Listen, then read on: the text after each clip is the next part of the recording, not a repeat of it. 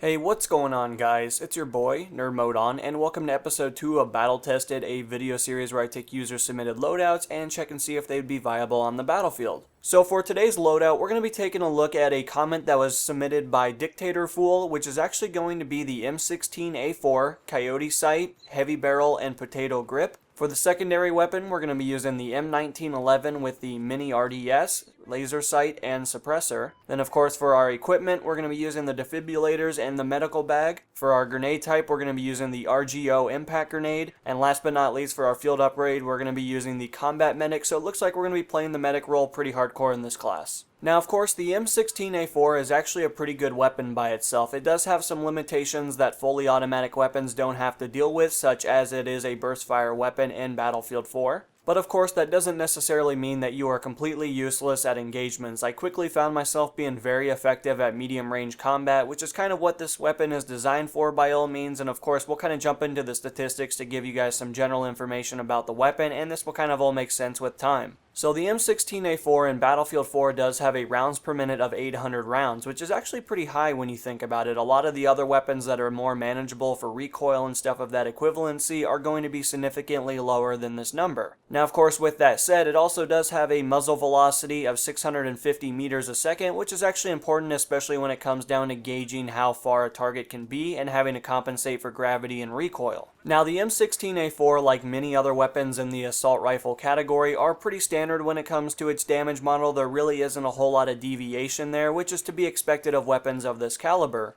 But of course, with that said, it does have a maximum damage of 24.5 damage, and of course the drop-off starts at about 12.5 meters, and then after that point you'll eventually drop down to a minimum damage of 18, which even by itself isn't terribly bad, but the assault rifles are known to definitely pack a punch when it comes down to their rounds. Now, one of the redeeming traits about the M16A4 is that it actually has a very quick reload speed, especially clocking in at its short reload of 1.8 seconds, which is equivalent to the Battlefield 3 edition, which was definitely very impressive by itself. Now, alongside that information, it does have a long reload of 2.37 seconds, which is actually still pretty quick by itself. I definitely won't notice a big difference when trying to change out the magazines, especially for a weapon of this caliber and the distances that you'll be engaging your targets. And finally, the final piece of information to really take a look at is the recoil numbers, considering that this is the most prominent information that you as a player will run into when it comes down to using this particular weapon. The M16A4 by itself does not have terribly large recoil numbers, especially all things considered when it comes down to the fact that this is a 3-round burst weapon. So of course it does have a left pull of .17 and then a right pull of .28, so it's going to be tending a lot more towards the right than it is to the left.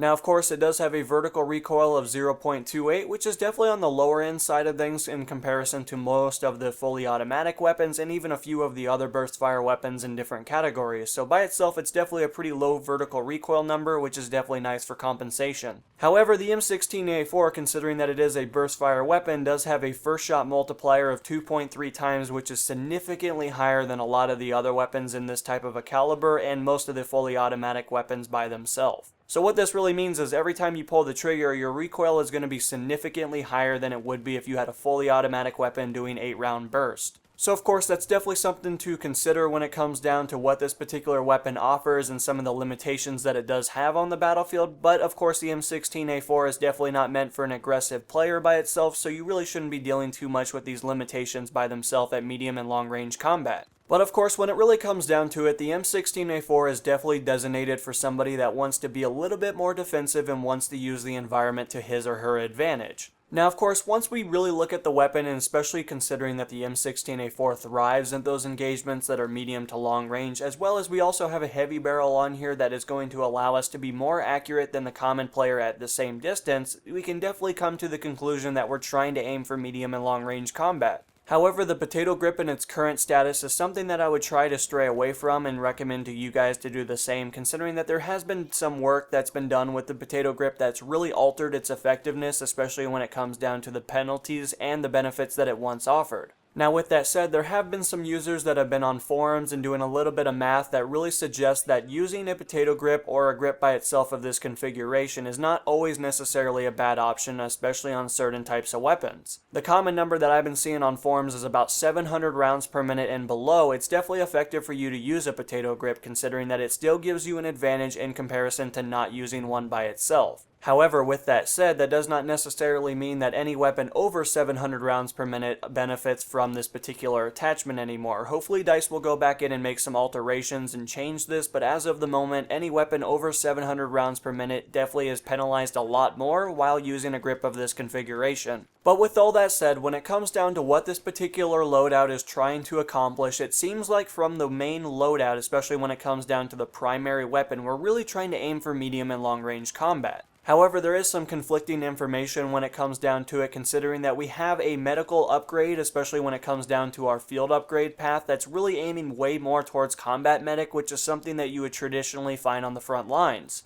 And the main reason for some conflict there is mainly because our weapon's going to be more centered towards medium and long range combat. However, we're still going to be having to run up to the front lines in order to heal our teammates. So of course it's kind of conflicting in that aspect, but I do understand where the user was coming from and what we were trying to aim for when it comes down to team play. But anyway guys, when it really comes down to it, this is definitely a very viable setup by itself. I mean, it does have a lot of great things going for it, especially if you are somebody that consistently uses the environment and you're very tactical about how you go about situations and how you play the game by itself. And as a due result, I feel like this setup would be definitely really good for somebody that's more precise with the M16, which can definitely be a very effective weapon, and it can really melt players when it comes down to engagements, and I think you'll surprise yourself by how effective it is, especially if you haven't used the weapon in quite some time, considering that it was really bad at one time, but it became a lot better with most recent updates. But anyway guys, that's really all the information I have for you for this particular loadout. Of course, if you guys would like to recommend some loadouts for the future, please feel free to let me know in the comments below by using a similar format as this user. But of course, until the next episode guys, this has been NMO, and I'm going to be signing out guys. Peace.